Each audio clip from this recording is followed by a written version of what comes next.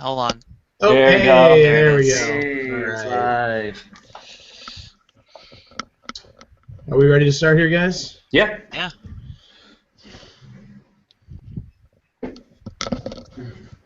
Oh yeah, I forgot Okay. about that Klinsman thing. What's that? Oh. Go ahead. Okay. Silence and... Hello again, and welcome to Slash MLS, Season 2, Episode 4. I am Pete, user Punk Rock Pete, here with a gallery of rogues. Hello, as usual, I'm Josh, user 97227ist. Did you get the numbers right this time? I hope so, man. I the faster I say it, the less likely I am to get it wrong. There you go. Yeah. Oh, I'm Ian, username Armaskarhu. Yeah.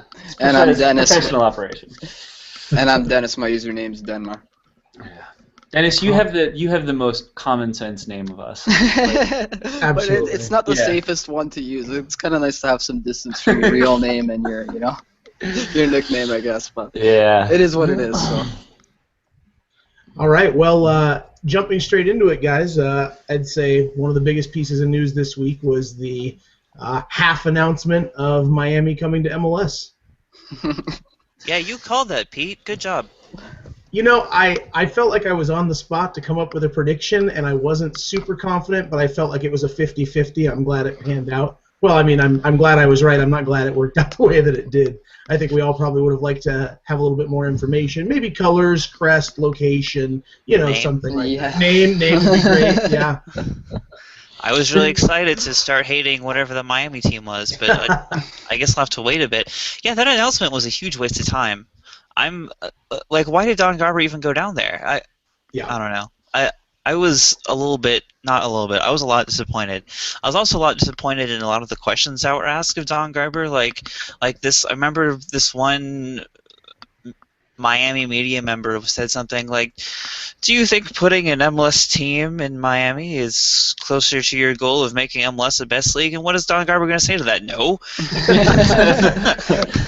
This is a horrible idea. I wish we hadn't written that into his contract.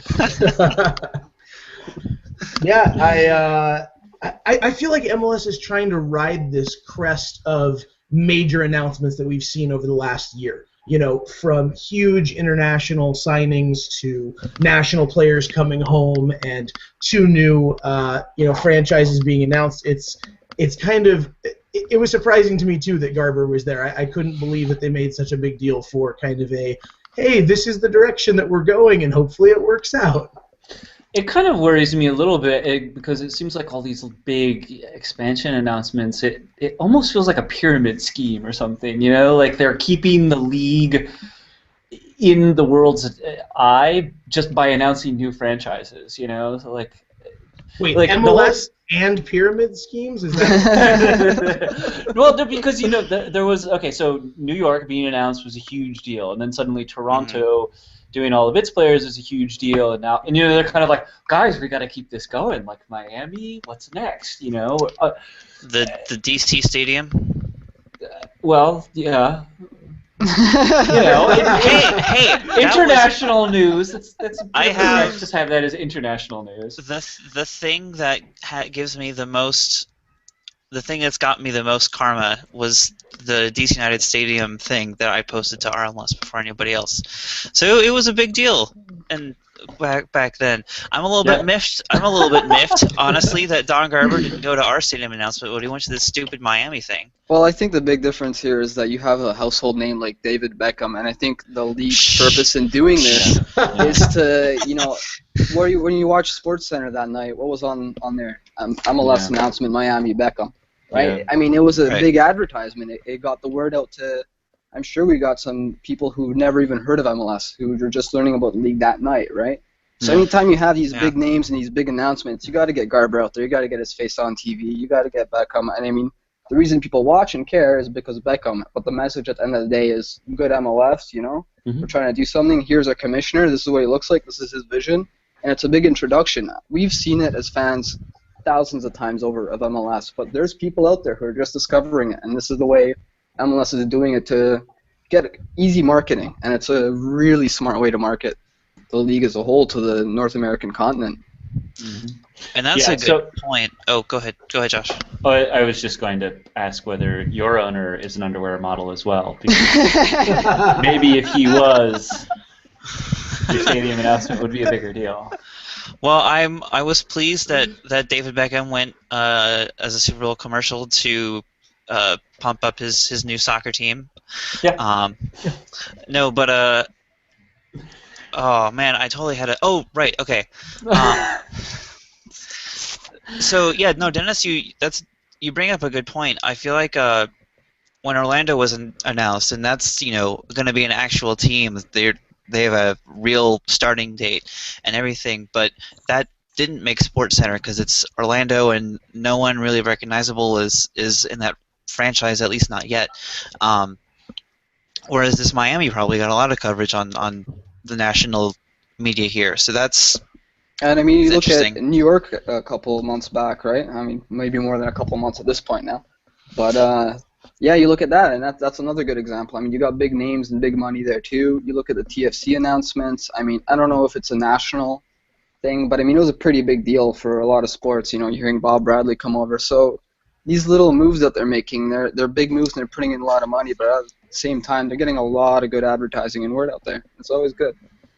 So how do you guys feel then, with obviously Beckham being the face of Miami and the rumors that are swirling with LeBron James? Do you see that as being something that will drive new fans to the league and new fans to this Miami team, or is that just not enough crossover?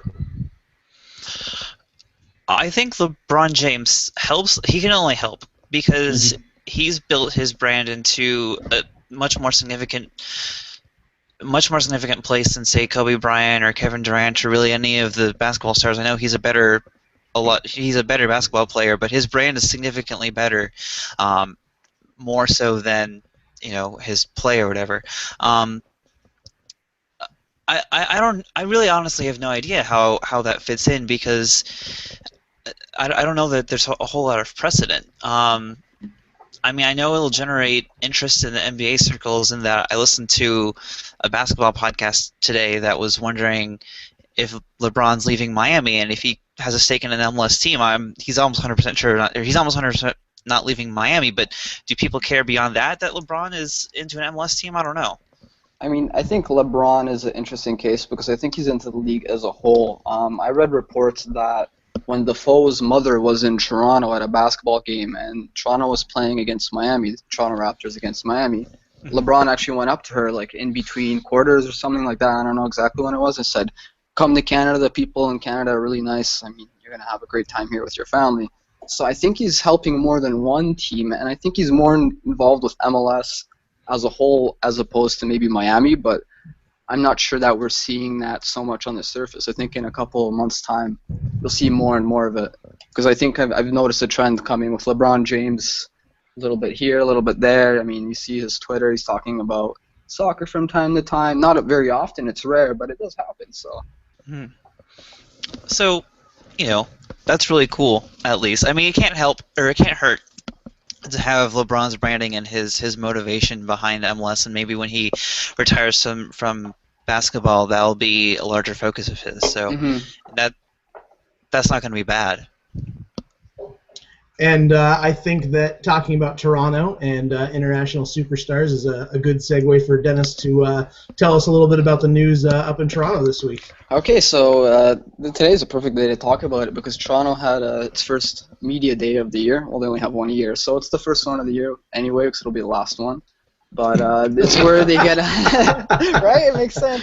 Your grasp of logic is impeccable. 3 hours of sleep will do that to you. So I apologize for that. But yeah, we had media day today, and there's a lot of outlets out there in the Canadian sports landscape that are getting different perspectives. And the Cesar thing is really interesting because it's something that the club hasn't confirmed, but you can see that there is solid action in the direction because even during the Bendick interview with Lee Godfrey today, the name was dropped and it was completely accidental. He said you could see the second he said his name, he froze, and they kind of avoided the the fact that it was even said or anything like that, and it just carried on with Bendik, and he said Bendik is going to be the starter for the year and stuff, and we know that not to be really the case anymore.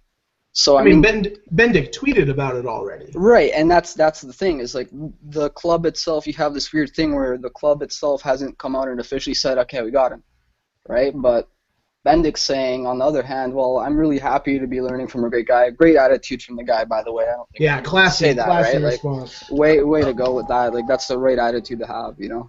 So And that puts Laba in. If Cesar comes over, then it puts Laba into, you know, with the cap, it's going to be tough to keep him. So people are talking, where is he going to go? Is he going to go somewhere else to MLS? He's going to go outside of MLS. I don't think that's going to be the case. Or are we just going to loan him? Which, I mean, I'd be happiest with. Take advantage of the new intra-league loan? Yes, exactly. And just loan him out, and, you know, that way it gets him off the cap and we're good. But, again, it looks like it's happening. I mean, we've seen it from 1, 2, 3, 4 places, right? So you can't keep the secret for too much longer. You just should come out and announce it. But, like I said, the club has not come out and officially said anything, So I'm sort of wondering why everyone's concerned about Joe Bendik's feelings. Okay, so what happened is he got his start last year, and he proved himself, and he kept it. Like, he was the number 2 goalkeeper. Okay. You know, broken noses happen, and then you're suddenly number 1, and he ends up being better. So he earned his spot. A lot of people were concerned that after earning a spot, you know, getting a little bit of a raise, he was being paid I don't know if it was right at minimum, but it was under $50,000 last year. I know that for sure. So, and I mean, he started for how many TFC games? I mean, at least 95% of them. So, if not all of them. So, it's hard, you know, like and then you think you're starting this year, and then all of a sudden, Big Money FC comes in, and, you know, you might not be the starting goalkeeper. He worked for that spot. He worked hard for it, and in the eyes of many people, he really does deserve it. So when this was announced, there was a lot of concern that he might not be too happy, or, you know, we've seen people like Danny Kuvermans come out and say TFC is the worst team in the world, which, you know, I wouldn't blame him at the time. But so we were afraid that something like that was going to happen, but it didn't. He takes it in great stride, and it's refreshing to see. Especially assuming that he's, I mean, going to be picking up the second half of the season. I mean, exactly, and like that's the number one thing, too, is he's going to pick up extra skills, and he's still going to get in his playing time, right? And I think we've settled it with him because he has gotten a 50% raise. So, I mean, he should be happy about that. I'd be happy about that, you know. So, I mean, I understand that he's still underpaid, but at the same time, he's starting out. He's going to get better and better and better. The time for him to make lots of money will be there, you know. And, you know, when you have a chance to bring in Brazil's goalkeeper right before the World Cup happens, you kind of have to do it, don't you? You can't say no, right? Like, Yeah. That's an offer you don't refuse. So you can't refuse, as they say. Yeah. And what's the general feeling in Toronto, just among the fans, as far as that? So much. Like, it's so exciting right now. It's like year one all over again. It is absolutely fantastic to be a fan right now. Like, like I mentioned last time, last year, not much interest going to those matches every week, you know, or every 2 weeks. And this year, it's like I can pick up ticket. Last year we bought tickets, extra tickets for a couple people for $3 a piece, for, you know, because it was being rained out. So I mean, that's how bad it was at one point. And we went to that match, and then attendance was announced at like 17,000 people, and you could see in the stadium there was like 8,000. Just the whole stadium just erupted in laughter, right? So that was the state. That was the state of the TFC team last year, and the whole, you know, MLSC's hindrance of the past couple of years. And now finally things have changed. I mean, you've really seen a huge change there, and people are excited. So I'm worried that people might be overly excited because it's going to take a little bit of time to build up, you know, a cohesive team that actually can score. You know, I don't expect game one to be, you know, be blowing people away or anything like that. But I'm hoping by, you know, game 10, game 11, start to see, you know, a really good team put together, and that'll be very exciting for the city because the city hasn't had too many winning franchises as of late, and the CFL doesn't really count. So I'm gonna anger many people with that, but that's how I think the general population feels. So yeah, what do you think of Ryan Nelson as a manager? that's the only question mark at this point. I think all the other pieces are in place. I'd say with what he's done last year, I think he's shown that even with the pieces he didn't fully have, he was able to. I mean, he didn't finish the league great, but there were a lot of late, 3 points that got reduced to 1 and that got reduced to 0 because of late goals in the last 15 minutes, and that was a constant trend for Toronto last year. It was very painful to watch. If it was a little bit different, and if he had some of the pieces in place that he had, I think it would have been a whole different outcome. And now that he does have those pieces in place, he's got the players, he's got the staff to support him. If he doesn't do it now, then let's get rid of him at the end of the season. But I think it's worth giving him a shot because he's shown last year that he maybe he didn't know what he was doing at the beginning of the year, but he's starting to pick up, and his defensive mind is brilliant. So I think that's something that, especially with TFC's back four, will really help out with. And real quick, Dennis, just what's the feeling? Is there any concern about continuity in the goalkeeper situation? I mean, obviously everyone's excited about bringing in, a World Cup keeper, but is there any concern about what that's going to do during the cup break and after? Well, I think it's too early to speculate. I think until we actually see some of those preseason matches and see what happens with how the team is playing and then how it starts to flip flop back and forth when Cesar comes in, when he doesn't. I mean, there's a lot of questions up in the air at this point, so it's hard to say. But I do see what you're asking, and I do see.